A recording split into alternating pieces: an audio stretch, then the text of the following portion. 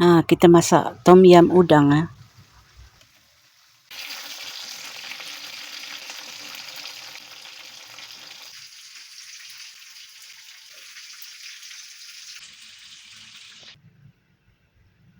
Ni ada udang, Opah dah belah belakang dia tu ya, dah buang dia punya tahi tu. Cili kisar tu ikut pedas masing-masing. Daun ketumbar tak ada, Opah ganti daun sup. 1 biji bawang besar, 2 biji bawang putih, halia tu setengah inci, lengkuas pun setengah inci. Ada buah tomato, ada putik jagung, ada paste tom yam ya. Ni air limau yang diperah 1 biji ya. Assalamualaikum warahmatullahi wabarakatuh. Jumpa lagi ya. Apa khabar sahabat semua? Harap sahabat semua sihat selalu, dimurahkan rezeki, amin. Amin ya rabbal alamin. Hari ni Opah nak masak tom yam udang ya. Jom kita tengok. Jomlah kita mula memasak ya.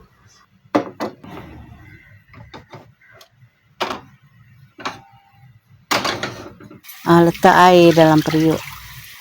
Air tu agak-agak banyak mana kita nak kuah tu. Api jangan buka lagi. Cili kisar tu pun agak-agak pedas. Masukkan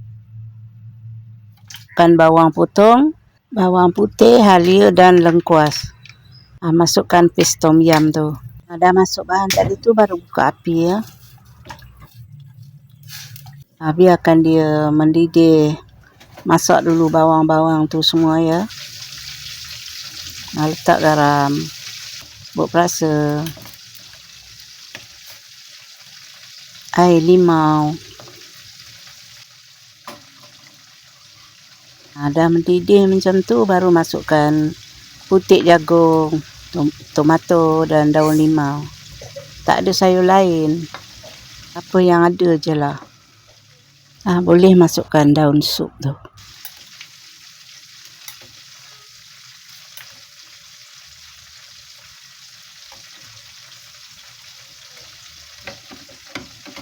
Tunggu mendidih ya.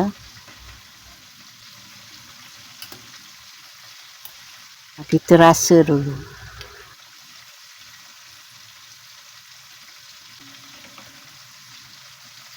Masukkanlah udang tu.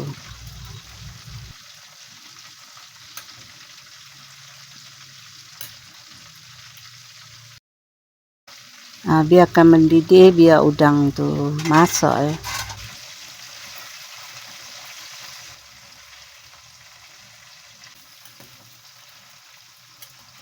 Nampaknya udang pun dah masak ya.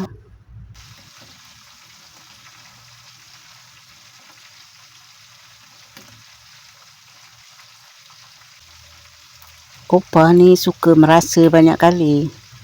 Kan kurang rasanya, kita tambahlah garam.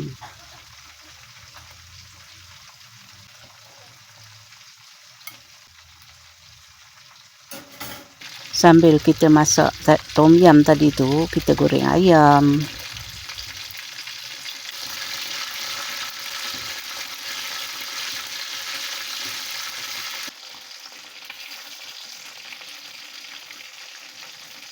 Assalamualaikum warahmatullahi wabarakatuh. Selamat mencuba. Jumpa lagi di lain video. Okay, bye-bye. Makan dengan sambal belacan ya.